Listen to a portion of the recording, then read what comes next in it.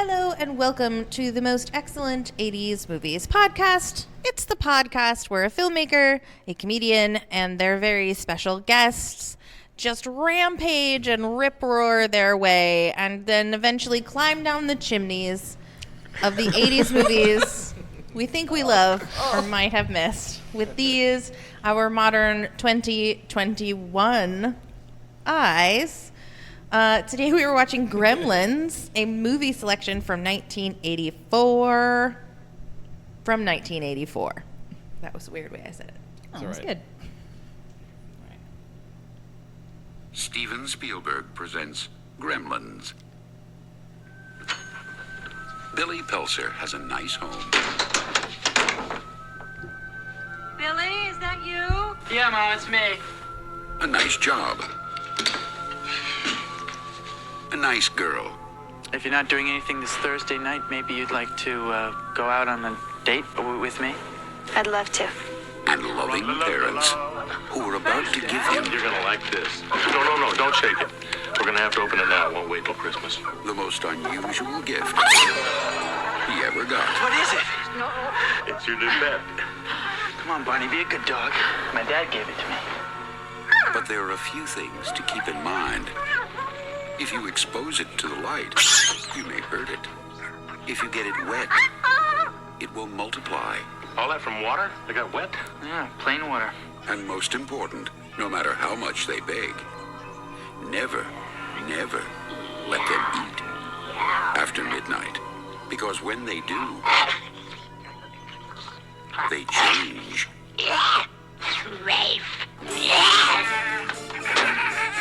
They become clever, mischievous, What's going on here? and dangerous. Gremlins, huh? Little monsters. Right. Hundreds of them. Well, I don't know, maybe thousands. They've been here too. Billy, what are these things? Where do they come from? Look, I know it sounds crazy, I know. But in a few hours, you can have a major disaster on your hands.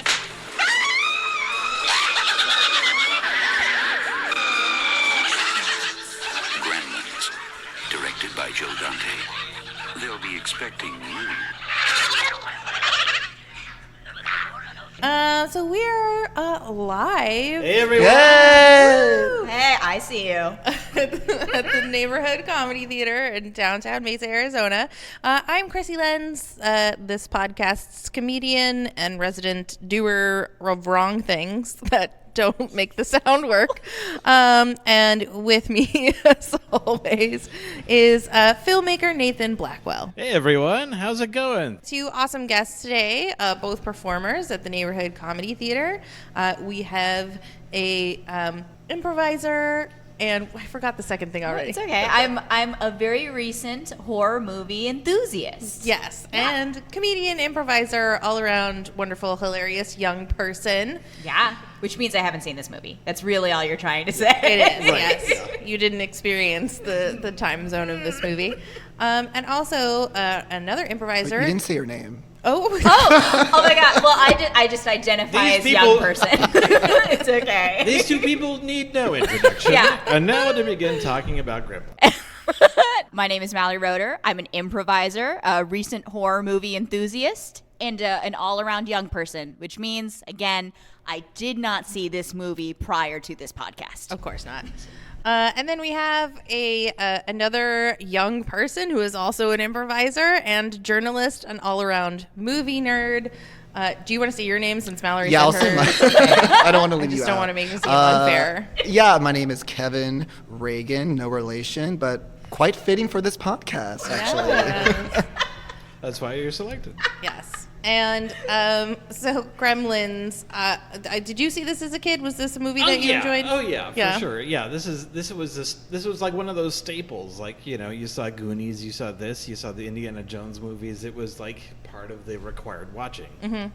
It was like one of the most popular movies. Yeah, like we Of didn't the have year, the yeah. Marvel movies. We had these kind of things, like, you know, individual. You know, it was like there would be a great one, and then the sequel would suck, and then maybe 5 years later they'd make a third one that was worse, or maybe slightly better, but still pretty bad, and then everyone assumes that just the first one only exists. Right. Kind of. I feel like you're talking about Crocodile Dundee. No, it's a long list. It's Yeah. a long list of like, Ghostbusters, like these iconic movies, and then the sequel comes out. It didn't really exist. Yeah. Right. So, young people, if you're wondering what's wrong with those of us in our 40s. That's what we had to do yeah, when we were we had your to age. deal with it. Okay. And then you go back and watch them, and you're like, "There's way more dead Santa in this movie than I thought there was." And it's all in there. But yes, of course, I saw this movie over and over and over as a child, and very much edited it in my brain to be only the short version, which is Gizmo and Gremlins. To be fair, I was like 8, and you were what, like 5 or something like that? I was 4. 4. Yeah. So. Okay. Sure. I mean, I didn't watch. I mean, we watched it on VHS and such. And on This TV. is not a movie that I would have been allowed to see in the theater. Mm-hmm. I actually remember seeing it in the theater, but in the dollar theater, and then making my grandma take me out of the theater at the moment where the old lady goes flying off the staircase. I was like, this is too much for me. Oh, you removed yourself. I made my grandma take me next door to Walgreens. But she wanted to stay. She wanted to say there were other children there that were a part of our group, and they got to stay. It was a field trip. It was like my older cousins who were not as traumatized by it. So was this a first watch for you, Kevin? No. Okay. I saw this movie. I rented it from the library on VHS. How responsible of you. I'm a good citizen. Did he return it? I don't know. Well, I remember the VHS section disappeared shortly after I rented Gremlins. I'm not sure what happened there. But yeah, I've seen this movie a couple times before. Watching it again was an interesting experience, I have to say. My hot take is that I think this movie should be taught in schools. Oh. Okay, To what end? For what purpose? What are we meant to learn? Personal responsibility. Yeah, I guess so. Exactly. There are so many things hidden and jam-packed into this movie. There's so many political allegories hidden into it. Yeah. I think it's a good way to get kids to think about the world and about their surroundings and about the way they consume things and treat the environment. There's just a lot. There's a lot in it.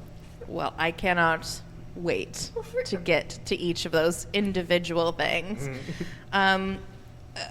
My hot take is that this is a dark movie. Yeah. And dark movie. And I'm surprised that all of you saw it as children. 4 years old seems very young for that final gremlin face melting scene, and then like a final scare right before the movie ends.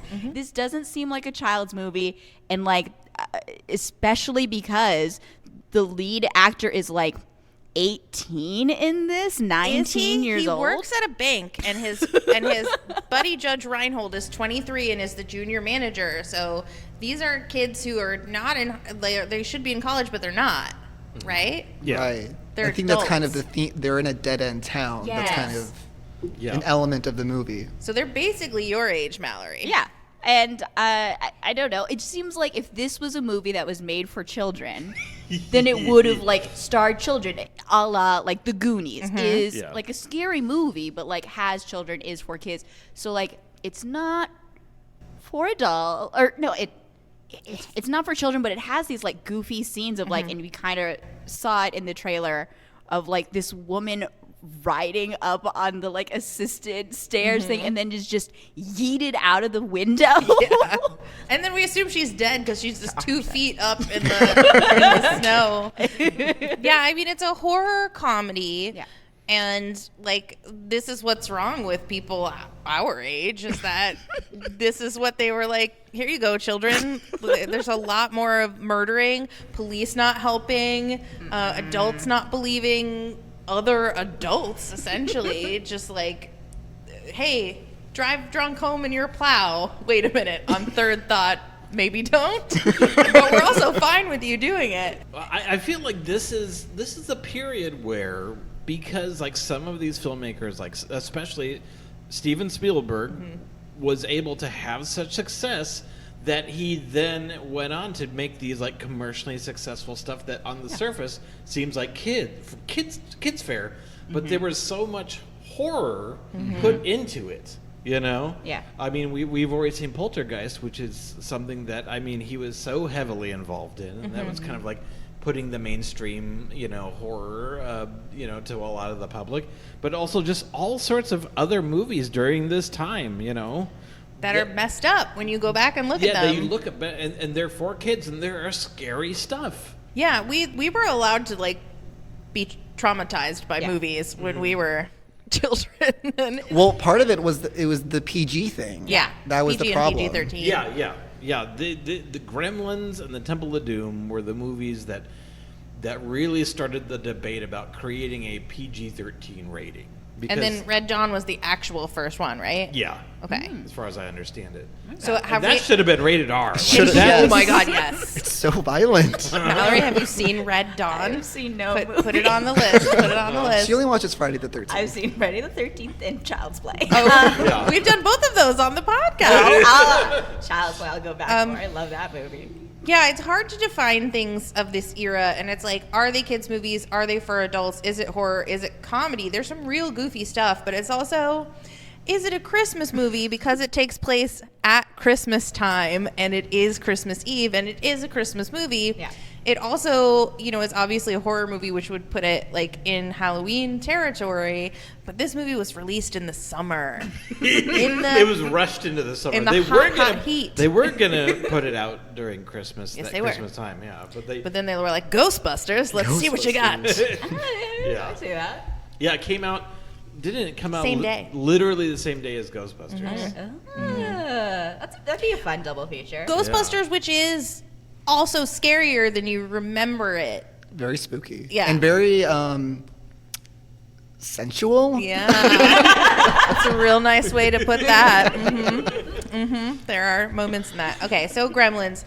Here's my question for you as a filmmaker, too. Is this a film noir? Because it begins with narration and ends with narration. I wouldn't put it in the film noir section. I feel like because of the director, Joe Dante, who's a huge fan of like old, like 50s movies, puts in aspects of those old movies that he likes. Like he later did Matinee, which is even that like to the 10th degree, but no, I'd say you can have aspects of film noir, but ultimately like the whole, I don't know, they ultimately have a positive ending, which very few film noirs have. That's true. It's ultimately about the whole world closing in on each other, on yourself. There's a lot of shadows, though. A lot of shadows in this movie. Yeah, so there's definitely influence for sure. And I would argue, is it a happy ending? I mean, the family all seems fine, but there's the death toll in this town. The is town's astronomical. destroyed. There are corpses in the They're streets. not too distraught. Also, but there is a happy ending. Okay, the Mrs. Deal, the Deagle, villain, this pseudo villain of the movie, she's killed, we presume, but she was gonna destroy the town. That was her master plan that we kind of don't see, but it's a deleted scene in the movie where she was going to buy all the houses and turn it into a nuclear waste plant. So she was like kind of in a way like you're thinking that that's about like gentrification or like eminent domain? It's about capitalism. Okay. It's about all these things. It's about she does actively try to murder a dog. Yeah. And she kind of let that woman let her children starve. Yeah. As well. She's a ruthless capitalist. But I think that's her character and the like yuppie guy who was his friend who's the bank manager now. Judge Reinhold. These are two kind of characters that I feel like really set this movie up to be a Christmas movie, right? So there's this sort of yeah, play. It's a Wonderful Life. It's a Wonderful villain. Life even gets played in the movie, and these two characters are like they're they're mean for the sake of being mean and are hurting their neighbors in their dead end community around them because they want to end up on top, which I feel like is like a really common It's Christmas very trope. 80s It's very also. 80s, and also a very prominent thing in Christmas movies, a character who hates Christmas, also in this movie. So like I feel like the beginning of this movie is really setting you up for a Christmas film, but then none of those things are like resolved at the end of this film. No. I do not know if like the mortgages are all sort of like stayed afloat, if all the families get to keep their homes. I do not know what happens to the yuppie guy. He disappears.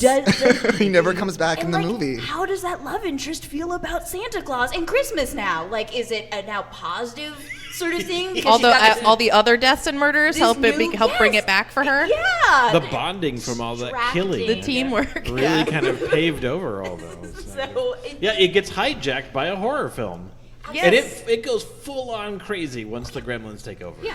Like they have elaborate costumes and elaborate bits. I really want to talk There's about that. but we there have must to be start- secret gremlin Let's finish, seamstresses in the back. Yes, you know I want to talk about how they got those costumes and how each one has their own like personality and how talk about a film noir. They're like in a nightclub, like doing nightclub things. There's a shot of one gremlin who's wearing like a bogey costume, kind of like they're smoking cigarettes too. Yeah. And then you've got the gremlin with the two puppets on its hands. that was true. Okay, so even in the gremlin world, there are comedians who just need to entertain. Ultimately, if the ecosphere gets sophisticated and large enough, then the comedians will kind of pop up. Rise to the top. Yeah. There will be a gremlin with a podcast. Right. So before there can be gremlins, though, we have this film noir beginning that has clearly it was open season on being racist against Asians in the 80s, and the father begins Ran. and ends. His name's Ran. His name is Rand? His name's Ran. That's terrible. I don't know how he supports a family with his terrible inventions, but he apparently just goes door to door in Chinatown, like selling his inventions and having very questionable interactions with very young kids who like lead him down dark alleys, and he like sort of steals but doesn't necessarily steal this. He makes a deal with an underage child. Yeah. All above board. But with this very like he looks like the character in Oh, Big he looks Trouble like in Short Little Round? No, he looks Oh, like wow. the little kid looks like Short Round, but the older Oh, grandpa yeah. looks like the character from Big Trouble in Little China. Like that's the look. Yeah.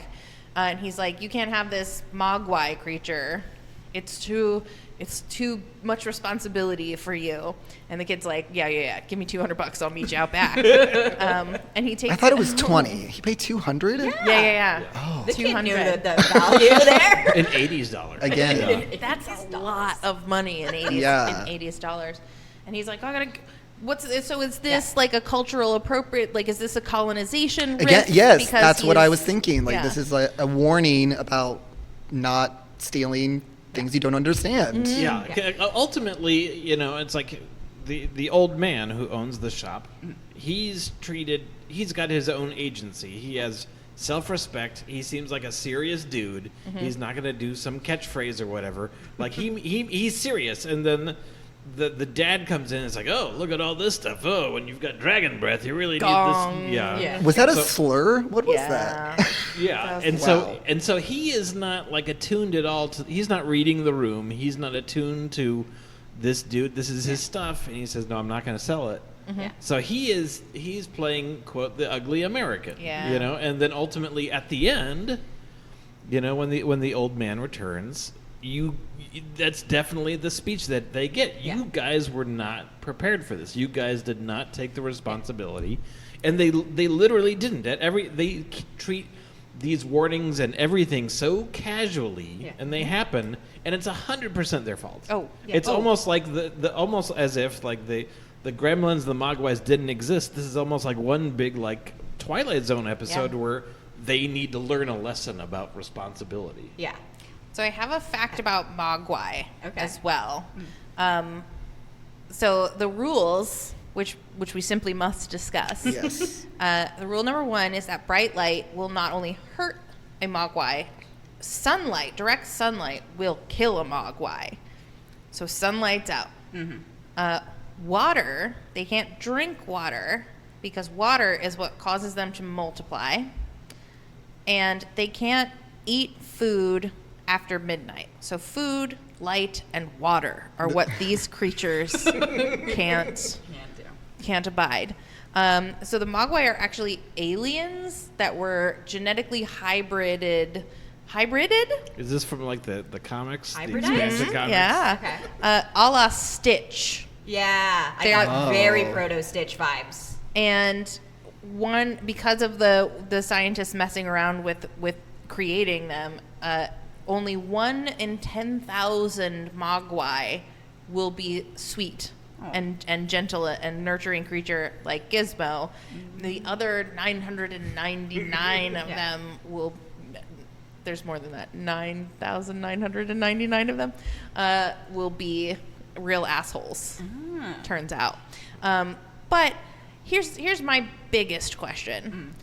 Isn't everything after midnight? So when does the Right. clock reset? Is it between midnight and 6? Yeah. Because if he feeds them at 4 a.m., technically that's after midnight. If he feeds them at 7 a.m., this is also after midnight. Yeah.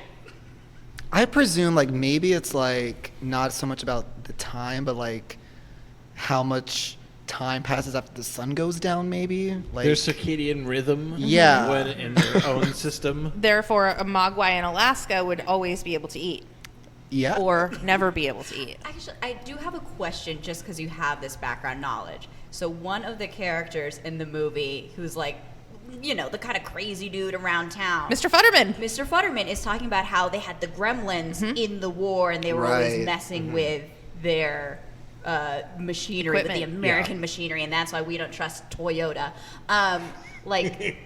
Is that real? Yeah. Is this Yeah, a thing? so- so It's yeah, canon? so the whole term Gremlins comes from the superstition that that these creatures, and I think this is like during World War II, like the RAF pilots, like Yeah. that creatures would take apart your ship, and that's why things would fall off, or like basically the belief in mischievous trolls Okay. that would mess up with your mechanics. Okay. So it's like Gremlins. And so Gremlins. that's the origin of all this, and then they took that and made a movie out of it. And it's also sort of like, if you have heard of that, there's something Yeah. on the wing, right? That's the Twilight Twilight Zone. Zone? Yeah. Yeah. So yeah, like fairies, pixies, gremlins. Okay. It's all kind of that, but yeah, they're relatively new. But what, So- you know what I love in Gremlins 2? They pick apart all the rules. Yeah. And it's amazing because they're like, wait a minute, midnight, like it's always midnight somewhere. And then like when the guy's saying that, a gremlin pops out and rips his throat out. Yeah, So I get it's- it. I hear what you're telling me, Joe Dante, and I shan't pick apart your rules anymore. So there's this whole other movie in addition to, which is about the small town and the Mrs. Deagle character who is wants to kill dogs, wants children to die of starvation. But the other, like, I will keep calling them adults, even though the main characters, as Mallory pointed out, are also adults. The adultiest of the adults. The boomers, would they be boomers? Would they be boomers? The adultiest adults, In yeah. this, in this, Yeah, well, I would. Let's see. Mr. Futterman fought in World War II, so so he's a greatest generation. yeah. I Okay. assumed Vietnam. Right. Just, based on the timing. Based on his age, though, it could have been either or both. Right, but I mean, if he had, so Probably not both. So, yeah, 84 was approximately 40 years after World War II. Mm-hmm. Yeah, so he could be like 65, like the people in their 60s, the retirees are. Yeah, are the mean ones. Yeah, so Yeah. Mr. Futterman is like clearly has PTSD and needs medical attention that he's not getting.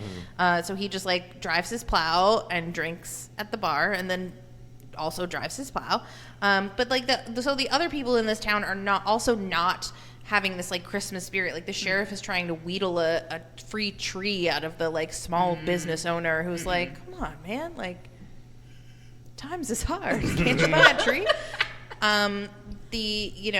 the people at the bank aren't nice. You've got the Judge Reinhold, very yuppie character, being like, you got to get out of this dead end town. And then there's only 2 nice people in the whole place, Phoebe Cates and this adorable kid who's never been in any other movies. Because he was killed. No, the guy who plays Billy. Billy? Yeah. And then, here's your Mogwai. Okay. So there is a moment that I need to call out where they're like in the bar originally, and Judge Reinhold comes in to be like, look at me, I'm 23 and I'm the junior manager. You got to do something with your life, kid. And then he hits on Phoebe Cates, which is weird because Fast Times at Ridgemont High had come out 2 years before this. Ah. Have you seen that, Mallory? Is that the one that's about prostitution? No. Oh. That's risky business. We should do that. Right. We do need to do that one on the pod. Maybe that's a Thanksgiving movie. It's about family. It's about, that episode will have family. come out already, so we'll know. Yes, exactly. He says like, haven't you been to see you need to come see my new apartment. Yeah. Right. We're talking cable. Yeah. That's his line to get the women, and I'm like, all right, okay. I can see that. I mean- So okay, I But do want to drop in one thing. Okay, Please so drop in many things. all of this, every time we see outside, it is just snowy and Christmassy, and it's 100% fake. It was Right. all shot in California and in Burbank. On the same set on the Warner Brothers lot, the Back to the Future. Back to the was. Future, yeah. Yeah, every bit of snow is fake. I mean, they did a good job. Yeah. They did, because I never would have, I've seen it, many times and never even thought about it. It would be fun, we always try to make, I always I'm like, drinking game rule, when you see the clock tower, you have to be like, take a drink, there it is, clock tower. Because this was a summer movie that was filmed in the summer, and they're just like, yeah, but it's Christmas. And so we meet the mom, and so you're wondering, the whole time, how does this man support a middle-class family when he's, selling this thing the size of a shoebox that has, a toothbrush in it, and wandering around the world, going to conventions on Christmas Eve, and all these inventions in his home That don't work. and are violent. That fly swatter was I was scared of it. The egg cracker that Yeah. assaults the egg, these are dangerous. Maybe he's on disability. He's like the dad from Beauty and the Beast. I assumed that the son was holding Supporting down them. the yeah. There was a line that he was basically keeping his Supporting them. family Yeah. afloat from Yeah. his bank job. And so did the mom have a job? I was wondering if the mom had a job or if she just chopped onions all day. That's not. She also chops down some gremlins. That was an incredible fight Dude, scene. yeah, with the yeah. microwave. When the shit gets real, Mom is a killing machine. She is, and she fears nothing. Yeah, no. She stone cold kills 3 in 90 seconds. She asks no questions. She takes no prisoners. Oh yeah, no. Whatever her background, I am fascinated because the second Gremlin, I mean, the first one goes in the blender, right? Jeez. So and then gross. the second one, she goes for a knife and goes straight at it with downward stabbing actions. And then she walks through the house with just clear eyes. There's no fear in her. She's just but then we don't see her again, do we? No, because she gets He takes her to the doctor's house. Yes. And drops her off. She's a little shell shocked, and Yeah. so yeah. Otherwise, she would have taken care of business. She would have, You had to. She's like the Obi-Wan Kenobi. You got to get rid of the story so Luke can do something. You know. And Can you imagine dropping Mom into that theater full of gremlins? She would kill them all. She would have a River Thames at the end of the Tasmanian yeah. devil just spinning around, Darth Mauling them all. And What's the movie with Keanu Reeves and he does a lot of gun fu now? John with his Wick. Yeah, it'd be a very John Wick moment. 80s mom John Wick. I'm in. So there was a version of the script of this movie where the mom was killed by gremlins, and when he comes home, her head bounces down the stairs. Oh, yeah. And someone said no, so thank God for that. so this script was written by Chris Columbus, who did Chris Columbus. Home Alone and Was all this those after movies. he discovered America? Actually, yeah, yeah. But see, he never intended this movie to get made. Like, he just wrote like the craziest batshit thing to get him attention as a screenwriter, and then eventually they, you know, after he had hits with like other stuff, they said, "Well, what else do you got?" What else you got? And so they had to really tone down some stuff because it's so nutty. There's nothing about this movie that isn't nutty. Well, you were talking about Billy a little bit before, and I feel like the thing that's missing from this movie is that there's no like inner monologue moment for him, like, because we know that he is basically supporting his family, but like he seems okay with it. Like we know he wants to be an artist, but we don't hear him say it. And like I just needed him to like have a moment where like he punches a wall or something. He He seemed to be pretty content with. Yeah, he was too content a little bit for me. You needed like a snakes on a plane moment. Get these motherfucking gremlins out of my motherfucking town. So if this is about personal responsibility, is this also just about like, you know, like the naivete of what you don't know is not an excuse?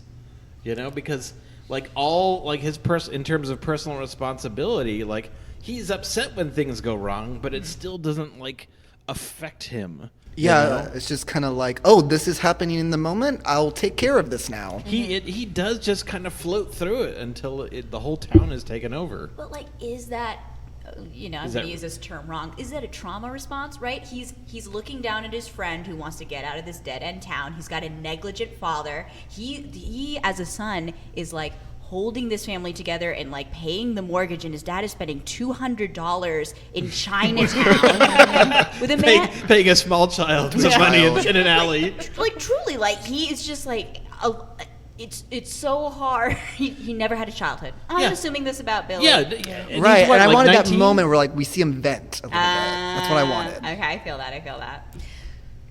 We do get one character's moment of venting Yes, the best moment. when the Phoebe movie. Cates shares with us that she hates Christmas because her dad, when she was 9, tried to climb down the chimney to bring them all gifts. I mean, he can't have been that great before this if that was the choice he made. And got stuck and died in the chimney. Yeah. Couldn't holler for help, or I don't know. Oh, no, he broke his neck. That's what she says. Oh. And then, like, the family's like, where's Dad? And what's that smell?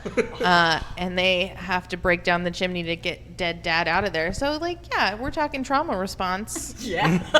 I think that she's entitled to not want to celebrate There's a Christmas. lot of traumatized characters in this movie that has traumatized many people. Yes. The cycle continues. Yes. Again, that's another thing we can teach kids in school when they watch Yes. this movie. Now, who here was just recently traumatized? Ooh, me. Yeah, I wrote down. I took track of childhood traumas. This is what this inflicted on me. Thank you. Or moments, and I've got 4. So definitely on there is the gremlin in the microwave. Yeah. Such a great scene. So good. Yeah, it is. That was a It is real great. fear, though. But There was a even fear watching of it, microwaves. I turned away during that shot. Yeah, it's so gnarly.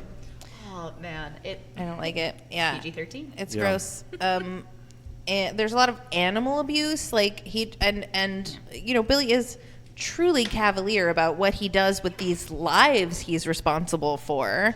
He's just like gives one to, like, he creates one in the high school science teacher's And classroom. he's like, "Oh, hey, cool." Yeah, can I keep this and do tests on it? Yeah, sure. I have no fucking feelings for this creature at all. I like this one. The rest of them can go straight to hell. I do not care. And Yeah, that one, they that's are the really first not- murderer. They are really not fazed by this crazy life forms that they see and Yeah. then like multiply. It's kind of like, oh, cool. It's like when Elsa creates the little snowball creatures. I'm like, does she give each one a soul? Is that her job? Like, you know, are they asking themselves these questions? Like, we want to believe that Gizmo is Because he's technically like the father Right. to all of them. Is he's the But he doesn't father behave and the like mother. it. Yeah. Negligent fathers is a theme in this movie. It is. Again. And it's a theme of the 1980s. Yeah, it very much is like the parents and their role and the things that they do or don't do to take care of the family. So once the high school teacher gets killed, then it's just open season Gremlins silliness. Right. Right. Which was a weird transition for me personally. I was like, okay, this is like a cute Christmas movie. All right, we're now in the horror film. Oh, great, it's a comedy all of a sudden? Yeah. Right? It was a very hard... This is like a 10-minute sequence. Yeah. Oh, God, that bar scene went on forever. But talk about a trauma response too. Her choice to continue serving them so that they wouldn't assault her is basically her job every day. It's the 80s! It's just today they're green and small. And did you pick up that she was working there for free? Yeah. Oh, God. I mean, So what that was- the bar wouldn't go out of business. Right, like she's the patron saint of the town. Yeah. She's the only one who cares about anything. She's the Leslie Knope of that town. Yeah, and then at some point she's like, wait a minute. By the way, there's a gremlin with a gun. Yeah. Oh yeah, that was And it has a that was mask. trauma number 2. Why does it have a mask? With the ski mask and then the gun and then the revolver. Like How do they know these tropes of human society? They were just born. they were really quick at just picking up cultural references and Old cultural references. The only movie they've seen is Snow White and the Seven Dwarfs. Can we list our favorite gremlins from that bar scene? Krissy, you pointed out that... The one with the puppet. Yeah, Who that's gets mine shot, too. Who gets shot in the face. I liked the mob wife character that was yelling at the guy. That was my favorite gremlin. I just like the ski mask. I just think I wanted to know where he got the mask. Why it fitted so perfectly on his head? Because he has an abnormally shaped head. There was a little gremlin seamstress that we didn't get to see. What about the flash dance gremlin? I take it back. That was my favorite gremlin. Was that your favorite, Nathan? No, mine's the puppet. It's the puppet one, yeah. We're storytellers. What are you Here we go, talking about? I did like the flash dance one. I'm like, do they have gender? Are they beyond gender? He is both the mother and the father, right? So it seems like each gremlin chooses their gender when they Identity, go see yeah. the seamstress and say, I'm like, It's a sorting hat, I think. It's like, oh, you're 1940s mob boss wife. ooh, yay! That's what I was hoping for. And then some gremlin walks up and they're like, no, you're cocktail waitress. Go take over for her. Oh, okay. All right. Yeah. Guess that's my lot in There's a life. queen out there, and she's giving elaborate backstories to our gremlins. The Smurfette rule has ruined things for women, really. And so we get all that fun and the funniness. Meanwhile, Billy goes to the cops and is like, please help us. They laugh at him. Mm-hmm. They finally go out in the town once they get a bunch of calls that are like, what? Little green creatures? What? I don't believe you, even though someone was just here telling me that same thing. And they drive out around the town. They see the gremlins attack and kill, a Santa? We'll never know because they chose to drive away. There were no body cameras back then, so they could get away with it. Yeah, and we don't see them again. We don't see those cops again, do we? I don't think so. No. Because the whole thing then they kill all of them except for Stripe. Because Stripe, the one with the mohawk, was like, oh, there's candy across the street. Yeah. I'm going to go get some candy. And all the gremlin, I mean, they're obviously terrible life forms, but all of them are enjoying Snow White and the Seven Dwarfs, and they're singing along, and they're all super happy, and it's like, yeah, we got to kill them all. Oh, that sucks. They're it's almost like a childlike glee that they're singing this song together. And then backstage, our humans are like, okay, prepare the fire. It's the end of Inglourious Basterds. That's what I was They're thinking. all going to burn. And then we cut back to them, and they're singing and loving Yes, but like this is the tough sort of like tone transitions of this movie. There have yeah. been like 11 murders up to this point that they have all been a part of, and like we're just supposed to think they're cute and like be advertised at for milk duds by these like weird alien creatures. I don't know. I was ready to see those fuckers burn. Can I say fuckers? Oh, I've said fuck several times. Yeah, I was ready to see those fuckers No, for burn. you though. You can't. Please stop. This is a weird thing. Did you notice when the theater blew up? Okay, so it cuts to Spike. He's in the candy store. They cut back to the theater. It's about to blow up. And there's this quick shot of a gremlin doing surgery. What? He has a surgical mask on his face. And he's holding a little instrument. And he's like doing something, but you don't see it long enough because it explodes. I think that must exist only in my like lower functioning brain. I did see that too. Yeah. So then they have this like epic battle with Stripe where like Billy is injured. Like he is injured. There In are the arm. chainsaws and bows and arrows and like bats, and for some reason the light switch in this department store is the last thing you can find. First you turn on everything in the fountain department.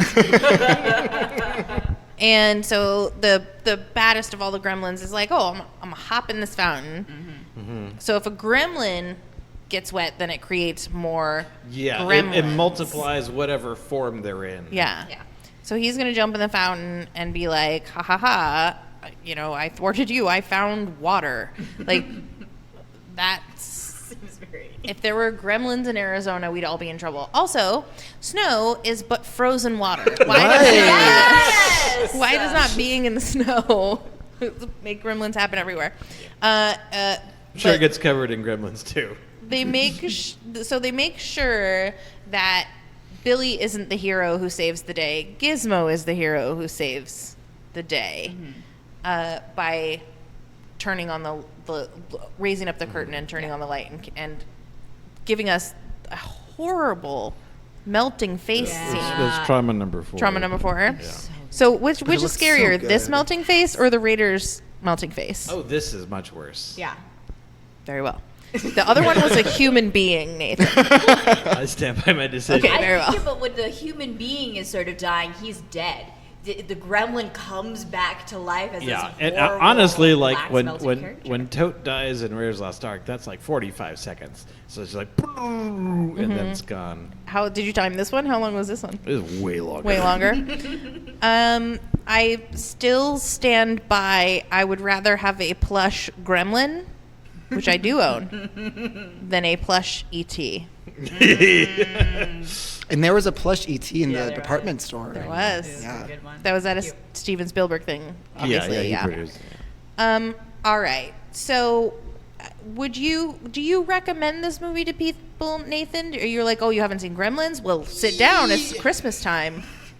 Yes, but it's definitely not like I would say I would not put this in the same category as, let's say, like Goonies maybe, to where it's like, oh, this is like an 80s staple movie. It's like, this is wackadoodle, and I would only recommend it to some people who are up for wackadoodle experiences. Who don't believe you when you describe this movie to them? Right. But at the same time, like Gremlins is kind of a part of the culture. You probably knew some stuff culturally about Gremlins, like just seeing the imagery over and over again and things like that. So yeah, it's a tough recommendation because it is pretty darn strange, but at the same time, if it would for sure be on like the top 100 80s movies that I would include. So yes, I'd say I'd recommend it, but with in your an top asterisk. 100? Okay. Yeah, I'd say so. Yeah. Okay. But I'd put an asterisk on it, like depending on. It's like That's fair. if I was trying to get like a young Nathan and recommending it's Nathan. like these movies shall form you. I don't know if this would. You don't know if you want this movie to form a Right, young exactly. Nathan. You know what? I think we need some more trauma here. Okay, we're gonna throw in Gremlins. We're gonna throw Disguised in as Red Dawn. fun. Disguised as childhood fun. Childhood trauma is a good thing. If we get it from movies, we're gonna get. If we don't get it from movies, we're gonna get it on the streets. You never know. I don't recommend this movie because it's too long. It's too long. Come on, you can chop 80 minutes out of this movie and have it be a half-hour special. No? Okay. What about you, Mallory? Now that you've seen it, will you show it to other young people you know? Have you heard the good word? I think to your point, Krissy, like the movie's too long, and I think it's too long because it's trying to be two different movies. It's trying to be this Christmas movie that it sets up in the beginning and then doesn't end with it, and then it tries to be a horror movie that's a little wackadoodle. And to me, I feel like there are better 80s Christmas movies, and I feel like there are better 80s wackadoodle horror movies. I wouldn't recommend this movie. Yeah, final answer. Okay. Kevin? Well, as I mentioned at the top, I think this movie should be taught to the young. I think there's so much to deconstruct. And yes, it is wackadoodle and it is genre bending. Hopefully we brought that word back. But there's so many things that you can pick apart, like the Invasion of the Body Snatchers reference and how that's an allegory for communism and how you can make connections with the Gremlins and how they kill the capitalist of the town. Yeah. So wait, so are they the proletariat out to restore power to the hands of the people? You could interpret it that way. They're definitely not on board with the idea of like money. They're just taking what they need and they're living their lives. Okay, but they do seem to they murder each other, but they also share with each other. So I'm not sure. Yeah, I like that, and perhaps while this movie was traumatizing us, it was also planting the seeds of the social justice activists that we would become as adults. Maybe. So, on a scale of 1 melting gremlin face to 10 melting gremlin faces, these being good things. Yeah. On that scale of 1 to 10. Yeah. Where does this land for you? Let's start with Mallory. I'm going to give this movie a 4 out of 10 melting gremlin faces. There are definitely some great parts. Like there are a lot of incredible shots. The zooming in on Phoebe as she's giving her speech about why she hates Christmas. The final fight scene has some really cool lighting and angles going on, and the face melting is incredible, and all the animatronics really hold up. But it as a plot, I don't know what's happening. Yeah. And I don't think it does well. 4 out of 10. 4 out of 10. I would probably give this 7.5. Yeah. I like it. We are all over the spectrum. I love it. Nathan, you are a notoriously accurate and yet harsh judge. I have to confer. 7.5 is where I kind of land. Okay. I was vacillating between 7 and 8. 8 because there are some classic moments and some cultural moments, and then 7 is those. It definitely is. It's kind of getting long. It's like, oh, okay, so. My safe bet is the 7.5. Love it. We didn't talk a lot about the Joe Dante direction. No. Or do you have thoughts and feelings about it? Well, I mean, you can definitely see his interest in retro stuff, but also in cartoons. Yeah. There's a lot in this movie that is very cartoonish and almost like Warner Brothers. Level of comedy of boing. And he wanted to be a cartoonist, Joe Dante, when he was a kid. Yeah, this is our second Joe Dante movie. We did The Burbs. And I love The Burbs. And we've got to do Inner Space. I love Inner Space. Is that the Thanksgiving movie because it's about looking within yourself? It could be. Or looking within Martin Short? Right. Okay. Did you have something else to say, Kevin, about the Joe Dante bit? I think this movie to me feels very Joe Dante just because it is satirical. It's very absurd, and And it doesn't really fit in a genre particularly, which Yeah. I think is very characteristic. I of him. don't know who could have done this better, because like if you had taken someone, they would have made it a little more horror or a little more one way. Like I feel like, for better or for worse, the wackadoodle nature is its strength. Like Now you know Tim Burton almost directed this, That's right. and I think that Yeah. would have been. Now to be, I can feel a Beetlejuicier version of this movie. I think it Yeah. would have been still just as funny, probably still just as dark, but I think it probably would have threaded that needle of horror comedy in the way that Beetlejuice does in a more successful way. then I retract my statement. No, you get your statement. And back to the like 80s has weird Asian xenophobia. They Yeah. wouldn't have done the noir scene in the beginning, and because you don't have the noir scene and because you aren't referencing the Hays Code, you don't have to have this like Asian interpretation that's happening throughout the movie, and like also weirdly comes up with the Mr. Frumberger and like the little bits that are like talking about Asian machinery throughout the movie. It's just totally unnecessary. So we did have a very interesting conversation, Kevin, with my son, who is 11, Yeah. about whether or not that guy was being racist. Yeah. About when he was talking about the like foreign auto parts Right. and things like that. And we were like, well, is he being racist, or is Yeah. he being like a nationalist, xenophobic, damaged person? And like, Because he was taking out on the foreign cars, but the one he was yelling about at first was a German car. Yeah. A Volkswagen. the Volkswagen. Yeah. And we talked about like, well, okay, so he's right now he's talking about the car, so that's, maybe he's not being racist, but he is being, all of these other problematic things. He gets racist later, don't worry. But so it did open the door to that conversation. Yeah. And truly, the worst of the 80s movies that we, do get to talk about open the door to say, hey, young people, this was something we didn't bat an eye at in those days, and now And to it's be fair, appropriate. like that character is seen as a fool. Yes. In Yeah. the story, Yeah. his beliefs, even to like the main character, is like, okay, I want to Yeah. get out of this conversation. Would you get in your plow and drive home, drunk old man? So yeah, there's 80s movies and older movies where that sort of comment and beliefs are seen as okay, and then there's others where you've got racist or nationalistic people, and they are even in those older movies are seen as kind of dicks. Yeah. You know, so it's like, would you not then include that? You know. Oh, Mm-hmm. I still watch Breakfast Yeah. at Tiffany's. I do fast forward through Mickey Right. Rooney. Yes. Mickey Rooney does not need to be in that movie. So I think that, like, for me, I sort of take the approach that everything's a 10 until you convince me it's not. But I still think I would put this movie at a 6, because it does have that. It does have a rewatchability with your kids factor because of the goofiness.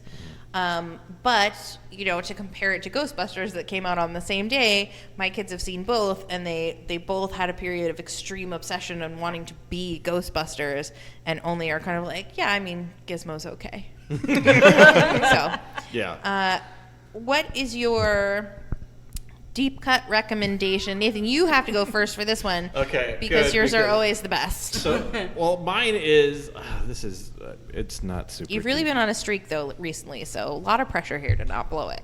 So I'm my deep cut recommendation is the Key and Peele sketch, where they talk about how it's like, we just had a great hit with Gremlins. We're gonna do this. We're gonna hire this person, and then suddenly Jordan Peele comes in, and he is Hollywood's script doctor, and so he is flamboyant, and he's throwing ideas around, and everyone gets a suggestion on what kind of gremlin. It's like, oh, you want a vegetable gremlin? We got it in the movie. You want a spider gremlin? Great, that's great. We're gonna put that in the movie. And there's like a text that comes up. All these gremlins are actually in Gremlins too. It's true. I forgot about the vegetable one until you just said it just now. Yeah. That movie's bonkers. But it's so fun. I recommend that before I could recommend seeing Gremlins 2. Okay, very good, very good. But as a companion piece, though, to Gremlins too. That's optional. Okay. Thank you, Nathan. Very good reference. So deep cut recommendation, Kevin. This is not the most obvious thing. Maybe it's the third or fourth most obvious thing. Well, I have two. One is there's a short film on YouTube made by a Gremlins fan called Gremlins Recall. It's a fun 15-minute modernization. It's a sister sequel to Gremlins where it's like in present time, and it's just 15 minutes long, and it's made by fans. And if you like Gremlins, you'll like this short film. That's all I'm going to say. The other thing I wanted to recommend is Joe Dante's first film, which is Piranha from 1978. It's on the surface, it looks like a really weird, bad B movie, and it is. Okay. But it has that signature Joe Dante satirical wit to it because it's very self-aware. Because Piranha was basically, so Jaws came out, everybody was like, we need to make a Jaws-like movie, so they made Piranha. Slightly smaller Jaws. little tiny Jawses in a river. And so that was the assignment. And then Joe Dante was like, well, I'm going to make it very self-aware. So all the characters are kind of like aware that they're in a Jaws ripoff. So that's what makes it really fun. So I would recommend that as well. Awesome. Okay. I love it. For me, I feel like this movie is like trying to be, an 80s heartwarming family movie. It's got like a wacky adventure dad. So if you want a heartwarming family movie with a wacky adventure dad, I suggest When Good Ghouls Go Bad.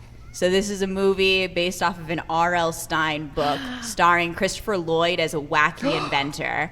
Yeah, it's actually very good. I saw this only as an adult, not as a child, so I can tell you with completely like strong opinions on this. It's a perfect Halloween movie. You're gonna like cry a little bit at the ending. You're gonna get some like weird moments and like some very classic Christopher Lloyd faces. So. I love that. I've never even heard of that. I've never heard of it either. R.L. Stine. I love Christopher Lloyd. I love all of the pieces of that puzzle. So my deep cut recommendation is pet hedgehogs. I have a pet hedgehog. We don't interact that frequently. When we do, but you can recommend them. It's a hello hedgehog. Yes, hello human being that feeds me. Does he want to be multiply? Digging for scrubs under bushes in Africa? Probably, but he's in a cage in my craft room, eating cat food and hanging out with me. So it just like made me think of Gizmo. They only recently became legal. That's exactly right. Because they have no natural predators. Mm-hmm. And yeah, so if I were to let my hedgehog out, go do what it wants. Tisk. Now having seen Gremlins, what would happen? Personal responsibility. Exactly. And do you know the two ways in its natural environment that they can be, because they ball up and they're protected. They do, and it's real hard to get at them when they're like that. The two ways in their natural habitat that they are killed by predators is that the hyenas have learned to pee on them, and then they'll unroll, and then large eagles will pick them up and drop them. Yeah, fly them very high. Oh God! I thought it was gonna be something cute, like I don't know, they dig a hole and then they suffocate in there. Or they tickle them. They die of cuteness. We got the hedgehog for my daughter's 14th birthday. Because she just knew based on the internet that she wanted a hedgehog. She did all her research and she knows how to take care of the hedgehog and exactly like all of the things that the hedgehog needs, but the hedgehog does not want to cuddle with her, and so it is my hedgehog now. And we respectfully don't cuddle. We just, hello, Pulliam, thank you for running in your wheel and allowing me to see your cuteness. Yeah, exactly. And then he's like, good day to you, human who gives me cat food. Please change my bedding now. So I recommend them as pets. At least they only live 30 years. No, I don't know. Yeah, I'm gonna have that hedgehog until I'm a very old lady. So what things would you like to promote? So like usually, I promote theater and Nathan promotes his films. Like you can pick anything at all that you want to promote. I'll say please go get vaccinated. The other thing is follow me on Instagram at SMAL, SAMAL _practice. Like malpractice, but small. And also, I'm at this theater. Follow NCT Phoenix. Yeah. And I also perform at this theater, so follow us, Neighborhood Comedy Theater.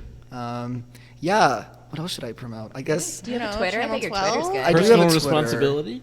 Yes, I will promote the message of this film, which is take care of the environment, don't be greedy, be a good parent, get a job, don't try and be an inventor. Clean out your microwave. Follow your dreams, because if Billy followed his dream to go to art school, this wouldn't have happened. Yeah. It's true. They never For did the first acknowledge time, that art school would have solved something. if only that little gremlin with the puppet had gotten to go to art school, who knows what would have happened. He was the one nice one out of that batch. It's true. Nathan, what is there a way that people can support any upcoming projects? So we've got some projects going on. The best way to check out what we're up to is to just go on Squishy Studios. Mainly our Squishy Studios on Facebook is a good way to kind of learn what we're up to. So. Excellent. And of course, you can always find me at Neighborhood Comedy Theater, where we are in downtown Mesa with all these wonderful people. Yay! Come see more live podcast shows at the Neighborhood Comedy Theater. We appreciate you listening. Let's give it up for our audience again. Yeah! Hey! Get out of here. That was a gremlin with a puppet on its head. So please, we ask you every time, and we simply must ask you every time, take that personal responsibility that Kevin's been telling you about to thumbs up, rate, review this podcast, tell a friend about it, and all of those things. We truly do appreciate them, and they are extremely helpful. In the vein of personal responsibility, do keep the most excellent 80s movies podcast motto in mind. Be excellent to each other. And party on, dudes! Air high five. Thank you for doing that with me, Mallory. I feel rejected by Kevin and Nathan. You're just arm flapping us. Yay!